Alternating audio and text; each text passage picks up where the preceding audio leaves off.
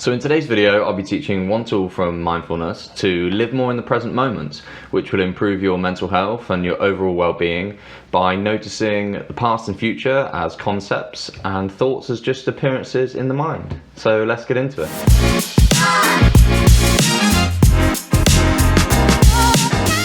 So the past is just a thought, just a concept, as is the future. We never really live from the place of the past or the future. We always really live in the present, but our thoughts can consume us and make it seem otherwise. So I learned this through studying meditation and practicing it for many years, but also I've come across a course on the Waking Up app from a psychologist called John Astin, and he has two really poignant lessons on the app which can be practiced. And one is called The Past Cannot Be Found, and the other one is called There Is No Future. Both of these are true. The past is just thoughts that appear in the present, and as the future, they're concepts about what will happen at a later point. And if we can use practices to live in the present and notice these conceptually and then turn them into experiential lessons and practices, we will achieve greater psychological relief as a result. So let's have a look at how we can practice these concepts.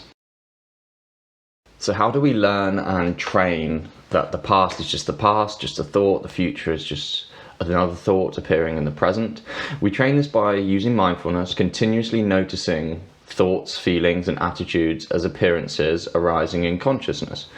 And what we're doing here is we're noticing or noting whatever's appearing, and in a non-judgmental and non-reactive way, we're recognizing they're just pieces of language or images appearing in the mind. And it's about taking a different point of view, a point of being aware of something rather than identified with something. And that's a key difference. And that shift in your point of view actually activates the prefrontal cortex in the brain. And it's not so much an analysis paralysis and identification with something. It's more of a, oh, it's just that thought again, or it's just that feeling again. Oh, it's just the past. That's obviously just a thought that's been and gone. Or, oh, that's the future. That's just a concept which hasn't arrived yet. And I learned a little bit about the prefrontal cortex from Daniel Goleman, who wrote Altered Traits, and it just really reinforces the science behind some of these conceptual or practical methods that we're going to use. So I would sit in a meditative position, focusing on the breath, and try and treat thoughts or concepts of the past and the future just like you would sounds and smells.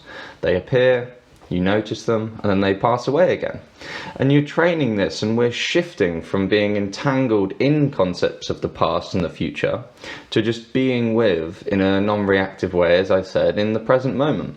And you can really live from this place if you take these concepts and then practice them and really refine the idea that the past is just a thought, just appearing in the present. It doesn't have to take over the present, it doesn't have to control your experience. Same with the future. And a lot of the negativity surrounding dwelling on the past or being worried about the future is causing us a lot of suffering as a result. I love the quote from Lao Tzu that says, if you're stuck in thoughts of the past, in an extreme case, it's depression. If you're stuck in thoughts of the future, in an extreme case, it's anxiety. But if you're stuck in the present moment, you're at peace. So it's really the fundamental skill of mindfulness that I hope you can take away from this.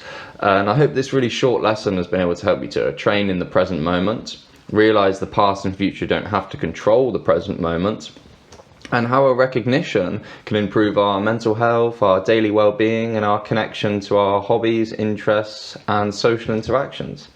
So really short one today. I'm going to try and push these out and see what the feedback's like. I've been really enjoying making these little ones, but will come out twice a week. And until next time, take care, my friends.